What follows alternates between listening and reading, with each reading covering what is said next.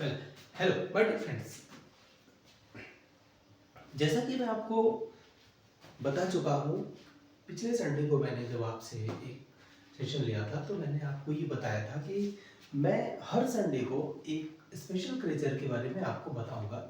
तो वादे के अनुसार मैं इस संडे को संडे स्पेशल में यहाँ आज 19 जनवरी को संडे स्पेशल में सब स्पेशल क्रिएचर्स एपिसोड नंबर 2, इस एपिसोड नंबर 2 में आज हम लोग पढ़ने वाले हैं यहाँ ये स्लॉथ के बारे में। ये स्लॉथ क्या होता है?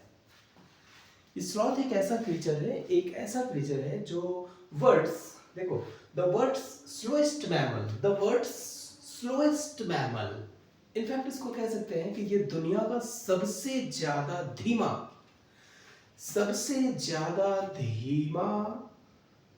जानवर है, ठीक, क्रीचर है, इसको हम लोग ऐसे समझ सकते हैं।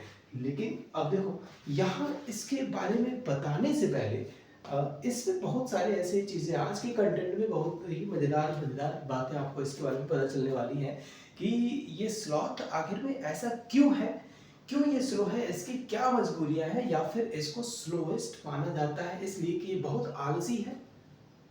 क्या यही एक रीजन होगा इसको एक स्लोएस्ट एनिमल मानने के पीछे कि ये बहुत आलसी है, पेड़ों पर महीनों महीनों रह जाता है, महीनों महीनों लग जाते हैं इसको फूड अपना डाइजेस्ट करने में। इतना इतना आलसी है, इतना आलसी है कि इसके ऊपर, इसके बॉडी के ऊपर, इसके फर्श के ऊपर जो है एल्गी एल्गी उग जाता है। क्या इसको ये कहना ठीक होगा? आइए इसमें हम लोग थोड़ा डिस्क्राइब करेंगे, थोड़ा इसको डिस्कवर करेंगे कि क्या आखिर में स्लॉथ के अंदर ऐसी क्या चीज है कि जिससे ये इतना स्लो है और क्यों ये इतना स्लो है। सबसे पहले ये जानते हैं कि इसका नेटिव प्लेस क्या है, ये रहता कहाँ पर है, किस इस वर्ल्ड के किस हिस्से में इस स्लॉथ का जो है प्लेस है जहां पर ये रहता है। तो देखो लिखा है native to central and South America, ये सेंट्रल एंड साउथ अमेरिका के कुछ हिस्सों में ये रहता है। और कुछ और भी एक ऐसे प्लेसेस है जैसे कि रेन फॉरेस्ट कैनोपी में भी ये रहता है।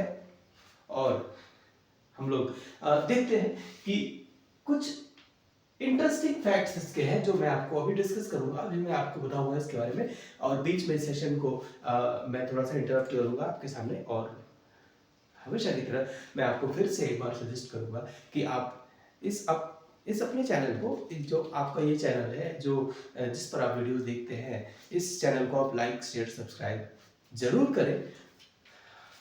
हाँ, तो आगे बढ़ते हैं और बेल आइकॉन जरूर प्रेस करेंगे। ओके, तो देखते हैं इसके आगे क्या है।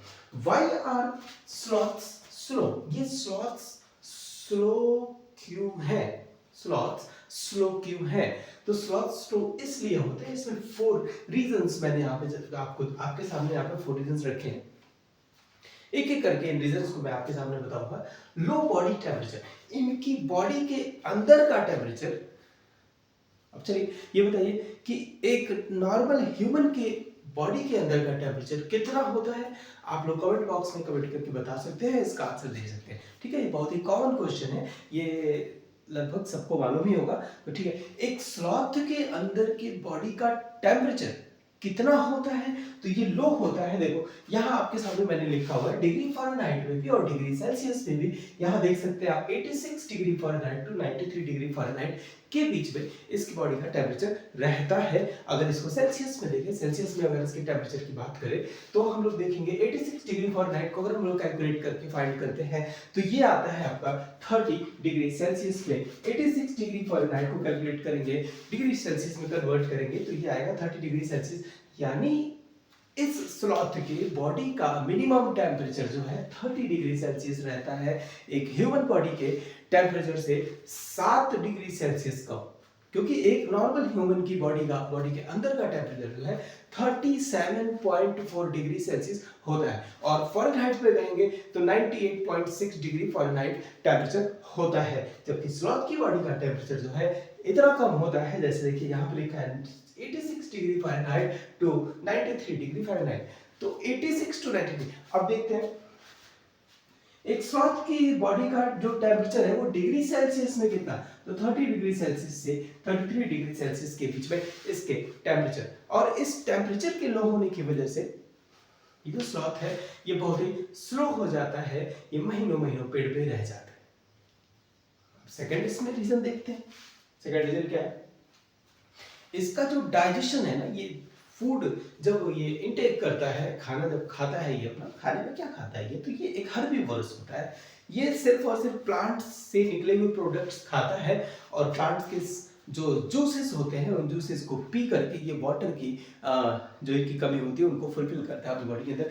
लेकिन एक बात और बतानी है, इसका जो डाइजेशन है ना, फूड तो खा लिया लेकिन इसका जो डाइजेशन है, देखो सेकंड पॉइंट लिखा है स्लो डाइजेशन, यानी इसका जो डाइजेशन है वो बहुत ही स्लो होता है, क्योंकि ये स्लो एकदम स्लोएस्ट मैमल है, वर्ल्ड का स्लोएस्ट मैमल, वर्ल्ड का स्लोएस्ट मैमल है ये। और स्लोएस्ट मैमल है तो इसके अंदर के प्रोसेसेस भी स्लो ही होते होंगे, तो इसका जो डाइजेशन है वो भी स्लो। इवन इसको फूड को डाइजेस्ट करने में लगभग 1 महीने का टाइम भी कभी कभी लग जाता है। डिपेंड करता है कि ये किस तरह का फूड, जैसे मान लो कभी इसने ट्विग खा लिया, कभी इसने लीफ खा लिया, कभी इसने पेड़ों के बार्क्स छाल खा लिया है ना, तो कभी फ्रूट्स खा ली, कभी इसके जो है प्लांट्स के अंदर के वाटरी सब्सटेंस जो उसका जूस होता है उसको पानी की तरह से उसको अपनी बॉडी के अंदर लेकर के और उसका पानी की कमी को भी पूरा किया। तो इस फूड को डाइजेस्ट होने में इसको जो है कभी कभी 1 मंथ का टाइम भी लग जाता है। 1 मंथ का टाइम एक बार फूड खाने में, उसको डाइजेशन में। सोचिए किसी एक इंसान से अगर स्लॉथ की कंपैरिजन की जाए इंसान के डाइजेस्टिव सिस्टम से, सॉरी, तो एक इंसान के फूड डाइजेशन का जो प्रोसेस है, डॉक्टर बेवंट ने ये बताया था कि एलेक्स मार्टिन नाम का एक सैनिक था, उसके पेट में ऐसे किसी इंजरी की वजह से होल रह गया, तो उसमें उन्होंने कैमरा के थ्रू जो है पूरा जांच किया और उसके बॉडी के अंदर के डाइजेस्टिव सिस्टम के बारे में जांच करके ये बताया कि कैसे ह्यूमन बॉडी में फूड का डाइजेशन होता है। ठीक है, एक्चुअली एलेक्स मार्टिन जो था ना वो एक आर्मी ऑफिसर था, तो आर्मी था तो वॉर में कहीं उसको चोट लग गई तो उसके पेट में थोड़ा सा इंजरी हो गया, तो इन्होंने विद हिज परमिशन इन्होंने उस इंजरी के थ्रू जो है पेट के अंदर की चीजों को कैमरा के थ्रू देखना शुरू किया और देख करके इन्होंने ये पता लगाया कि ह्यूमन बॉडी के अंदर फूड का डाइजेशन कितने समय में होता है और ह्यूमन बॉडी के अंदर फूड के डाइजेशन में कौन से ऐसे एंजाइम्स हैं जो ह्यूमन बॉडी के अंदर से सिक्रेट होते हैं और कहां से सिक्रेट होते हैं और उन एंजाइम्स के सिक्रेट होने के वजह से फूड के कौन से पार्टिकल को डाइजेस्ट होने में कितना टाइम लगता है। फिलहाल अभी हम लोग का टॉपिक दूसरा है, कभी फिलहाल जो है कभी हम लोग इस तरह के टॉपिक्स को भी आपके सामने एक बार लेके आएंगे जिसमें हम लोग ह्यूमन डाइजेस्टिव सिस्टम के बारे में थोड़ा सा इसके बारे में जानकारी हासिल करेंगे। लेकिन अभी जो है हम लोग स्लॉथ के डाइजेशन की बात कर रहे हैं, तो स्लॉथ का डाइजेशन जो है स्लो है, ये 1 महीने से ज्यादा का भी समय ले सकता है, ओके, बहुत ही स्लो डाइजेशन है इसका। और थर्ड पॉइंट यहाँ ये दे रहा है आपके सामने कि ये जो है एक हर्बीवोरस है। अब देखिए एक स्लॉथ की बात करेंगे तो स्लॉथ एक ऐसा एनिमल है जो पेड़ पर ही रहता है। रेन फॉरेस्ट यहाँ लिखा है, रेन फॉरेस्ट कैनोपी पर, पेड़ के ऊपर ही ऐसे लटका हुआ मिल जाएगा। लेकिन ये जो है ना, इसके बारे में एक और बात बताएं, ये सिर्फ हर्बीवोरस होता है, इसके अंदर एक्स्ट्रा फैट, नो फैट या फिर नो प्रोटीन, इसके अंदर फैट या प्रोटीन ज्यादा नहीं होता क्योंकि ये फैट या फिर प्रोटीन से भरे हुए फूड को ये नहीं इंटेक करता, इस वजह से इसके बॉडी के अंदर जो है ज्यादा फैट या फिर ज्यादा प्रोटीन नहीं बन पाता है। और यही एक वजह है कि ये स्लॉथ जो है ना, जब फैट या प्रोटीन इसकी बॉडी के अंदर ज्यादा नहीं रहेगा तो एनर्जी कहां से मिलेगी एनर्जी? तो फैट या प्रोटीन रहेगा ही नहीं तो एनर्जी कहां से पाएगा बेचारा, और एनर्जी नहीं पाता है तो इसलिए जितनी भी एनर्जी ये पाता है उतनी एनर्जी में ये जो है मूव करता है धीरे धीरे। तो क्या होता है, लो मेटाबॉलिक रेट। ये मेटाबॉलिक रेट क्या है? ये मेटाबॉलिक रेट क्या होता है? एक कॉन्सेप्ट आया है मेटाबॉलिक रेट। मेटाबॉलिक रेट क्या होता है?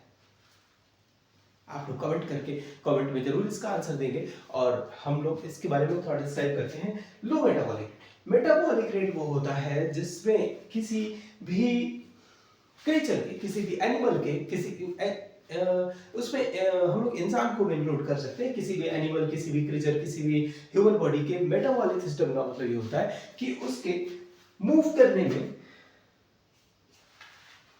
उसको एनर्जी की जरूरत होगी, ठीक है। तो इसके स्लॉथ के बॉडी में एनर्जी कम है, तो ये मूव भी उसी स्पीड में करेगा ना जब इसके अंदर एनर्जी ही कम है। अब सोचिए, जब कभी कभी हम लोगों की तबीयत खराब हो जाती है, जब कमजोर हो जाते हैं, तो क्या हम लोग एकदम फास्ट फास्ट वर्क कर पाते हैं? क्या हम लोग फास्ट फास्ट वर्क कर पाते हैं? नहीं कर पाते हैं। कैसे कर पाएंगे? जब एनर्जी ही नहीं रहेगी, एनर्जी नहीं रहेगी तो कैसे कर पाएंगे? थके थके से महसूस करेंगे।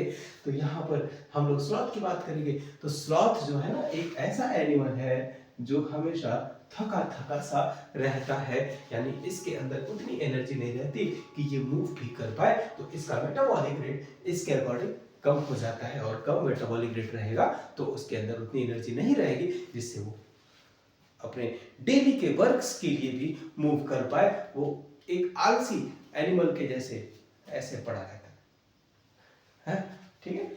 अब देखिए, ये कॉन्सेप्ट हम लोगों का एकदम क्लियर हो रहा है। Why are sloths slow? Sloths क्यों स्लो रहते हैं? तो 4 पॉइंट्स में हमने आपको बताया। फर्स्ट पॉइंट एक और रिवाइज कर देते हैं। फर्स्ट पॉइंट है लो बॉडी टेम्परेचर, सेकंड पॉइंट है स्लो डाइजेशन, थर्ड पॉइंट है हर्बीवर्स, क्योंकि इसके अंदर फैट और प्रोटीन उतना ज्यादा नहीं रहता तो इस वजह से ये इसके अंदर एनर्जी नहीं आती। और फोर्थ पॉइंट इसी से रिलेटेड मिलेगा, अगर एनर्जी नहीं है तो ये मूवमेंट भी इसकी कम होगी, इसी वजह से इसकी मूवमेंट में बहुत ज्यादा तेजी नहीं दिखती, ये बहुत ही स्लो, यानी दुनिया का सबसे स्लोएस्ट मैमल है। अब सवाल ये उठता है कि स्लॉथ इतना स्लो है, स्लॉथ जब इतना स्लो है, इतना स्लो है, इतना स्लो है, तो ये बताओ कि स्लॉथ जो है सरवाइव कैसे करता होगा? क्वेश्चन तो आ रहा है दिमाग में कि स्लॉथ के सर्वाइवल का तरीका क्या है? इतने स्लोएस्ट एनिमल को कैसे नेचर अपने आप में एडजस्ट कर पाएगा, या फिर नेचर के साथ ये कैसे एडजस्ट कर पाएगा? समझते हैं कैसे ये होता है। How to sloth survive. Second, यहाँ पे ए था और यहाँ पर ये बी सेगमेंट हमारा आ रहा है। How do sloths survive? Sloths कैसे सर्वाइव कर पाते हैं? इस अपने सबसे ज्यादा स्लोएस्ट मैमल की बात करेंगे जो कैसे सर्वाइव कर पाता है। अभी हमने आपको बताया शुरू में, इसमें भी 3 पॉइंट्स मैंने यहाँ पे कैटेगराइज किए हैं। आपको थोड़ा ध्यान से समझना होगा इसमें, क्योंकि यहाँ पर आपको मैं बहुत अच्छी चीजें बताने वाला हूँ। Growth of algae on their fur. इनके फर पर मैंने शुरू में ही आपको बताया था कि इतना स्लो होता है कि इसके मूवमेंट नहीं करने की वजह से इसकी बॉडी के फर के ऊपर ना थोड़े थोड़े एल्गी भी उग जाते हैं, और एल्गी उग जाते हैं उसका नुकसान उसको क्या है? एल्गी उगने का नुकसान उसको नहीं है, उसको उसका फायदा है। कैसे है ये समझिए। देखिए, एल्गी अगर उसकी बॉडी के ऊपर उग गया तो ये उसको कैमोफ्लेज बना देता है। कैमोफ्लेज समझते हैं? कैमोफ्लेज समझते हैं? कैमोफ्लेज मतलब ये होता है कि वो अपने सराउंडिंग के अकॉर्डिंग अपना कलर चेंज कर लेता है, यानी उसका कलर जो है ना अपने सराउंडिंग के अकॉर्डिंग चेंज हो जाता है। तो चेंज हो जाता है तो वो अपने प्रेडेटर्स से, प्रेडेटर्स मतलब क्या होता है? शिकारी। वो अपने शिकारियों से बच जाता है, और शिकारियों से बचने का मतलब ये हो गया कि उसकी लाइफ सेफ हो जाती है। वो सर्वाइवल का फर्स्ट तरीका ये ढूंढ लेता है, जाने या अनजाने में, या फिर अपनी इस आदत की वजह से, या फिर अपने इस उसके कैरेक्टरिस्टिक की वजह से इसके अंदर, इसकी बॉडी के ऊपर एल्गी का जो है यहाँ पे ग्रोथ होता है, और एल्गी के ग्रोथ की वजह से ये जो एनिमल है, ये जो स्लॉथ है, ये जो slowest mammal of the world है, जो सेंट्रल एंड साउथ अमेरिका में या फिर यहाँ पर रेन फॉरेस्ट कैनोपी में पाया जाता है, इस एनिमल की बॉडी कैमोफ्लेज हो जाती है, और ये एनिमल जो है अपने प्रेडेटर से, शिकारी से बच जाता है। ठीक है, अब हम लोग नेक्स्ट देखते हैं। आपको ये जानकर के हैरानी होगी कि पेड़ पर रहने वाला एक ऐसा एनिमल जो इतना ज्यादा स्लो है कि ये पेड़ पर से उतरता महीनों में है। मन किया तो महीनों में लग गए उतरने में इसको पेड़ से, इतना स्लो है। और पेड़ पर से उतरा, लैंड पर आया, और इनफैक्ट आपको ये जान के सरप्राइजिंग होगा, देखो यहाँ पे मैंने लिखा है सरप्राइजिंगली। सरप्राइजिंगली ये वेरी गुड स्विमर है, ये बहुत ही ज्यादा अच्छा स्विम करता है। इसके बड़े बड़े हाथ ऐसे ऐसे करके ना, ये इस अपने अपने बड़े बड़े हाथों से ये अच्छे से स्विम कर पाता है, ये गुड स्विमर है। और एक चीज और है, सरप्राइजिंगली ये गुड स्विमर है, क्योंकि ये पेड़ पर रहता है तो बहुत ही धीरे धीरे अपना वर्क करता है, और यहाँ पानी में बहुत ही ज्यादा अच्छे से तैर पाता है। अब रीजन क्या है, इसके पीछे भी कोई रीजन है जिसको हम अगले पार्ट में इसको क्लेरिफाई करेंगे। अब देखते हैं स्लो लाइफ स्टाइल। इसका लाइफ स्टाइल स्लो है, इस वजह से ये सरवाइव कर पाता है, क्योंकि ये अपने सर्वाइवल के लिए उतनी ही ज्यादा एनर्जी का यूज करता है जितनी कि इसको जरूरत है। अब मान लो कि जितना जितना एनर्जी रहेगा उसी के हिसाब से ना यूज करेंगे। तो स्लॉथ चतुर एनिमल है, ये एक ऐसा एनिमल है जो स्लो लाइफ स्टाइल है, जिसकी जो इसके पास ये जानता है कि मेरे पास लो एनर्जी है, इसको मालूम है कि मेरे पास कितनी ज्यादा एनर्जी है और उस एनर्जी को मैं कितने दिनों तक अपने बॉडी के अंदर रख सकता हूँ और उससे अपने अपना काम को कर सकता हूँ। तो ये लो एनर्जी होने के बाद ये दे स्पेंड लेस एनर्जी, जहां एनर्जी को स्पेंड करने की जरूरत होती है वहीं पर ये स्पेंड करता है। अदरवाइज ये फालतू में अपनी एनर्जी को स्पेंड उछल कूद करके नहीं करता, मंकी के जैसा नहीं, एक डाल से दूसरे डाल पर, दूसरे डाल से दूसरे डाल पर, दूसरे से दूसरे पर, एक पेड़ से दूसरे पर, कभी किसी का पाइप फोड़ दिया, कभी किसी का कुछ कर, ये सब ये नहीं करता। ठीक है, बेसमेंट ये बहुत ही कम एनर्जी अपने बॉडी के अंदर से ना स्पेंड करता है। जब ज्यादा जरूरत होती है तब ये थोड़ा सा एनर्जी बहुत कंजूस होता है। कंजूस क्यों होता है, क्योंकि इसके अंदर एनर्जी है ही नहीं, तो ये देगा कहां से। तो ठीक है, अपने एनर्जी को ये सोच समझ के खर्च करता है। ओके, तो अब देखिए 3 पॉइंट्स आपके क्लियर हो गए, ये first point, second point and third point. अब हम लोग देखेंगे इसके इंटरेस्टिंग फैक्ट्स, जो यहाँ पर हमने आपके लिए दिया है। 2 इंटरेस्टिंग फैक्ट्स है इसके अंदर, हम लोग समझेंगे इसको। ये एक दिन में 24 आवर्स में ये जो है ना 15 to 20 आवर्स सोता है। 24 आवर्स में ये 15 to 20 आवर्स तक ये सोता है, और ये रात के समय में ये जो है ना प्लांट के पार्ट्स को खाता है, जैसे फ्रूट हो गया, जैसे लीफ हो गया, जैसे ट्विग्स हो गए, जैसे ब्रांचेस में से कुछ उसके बार्क्स निकल गए, उसको खा लिया, और खाने के बाद ये फिर पेड़ पर आराम से सो जाता है। ठीक है, तो ये इसके कुछ इंटरेस्टिंग फैक्ट्स हैं। नीचे मैंने कुछ यहाँ पर आपके सामने पॉइंट आउट किया हुआ है। स्लॉथ किस फैमिली से बिलोंग करता है ये आप लोग कमेंट बॉक्स में बताएंगे। और मैं आपको बता दूं कि स्लॉथ के 2 कैटेगरीज होती हैं, एक होता है 2 टोड, एक होता है 3 टोड। एक होता है 2 टोड और दूसरा होता है 3 टोड। ये मेनली देखो यहाँ लिखा है, मेनली ये पाइरोसा फैमिली से बिलोंग करते हैं, लेकिन 2 टोड जो स्लॉथ होता है उसका जो फैमिली है, उस फैमिली का एक स्पेसिफिक नाम है, मैंने यहाँ पे लिखा हुआ है, और आप लोग इसको देखिए।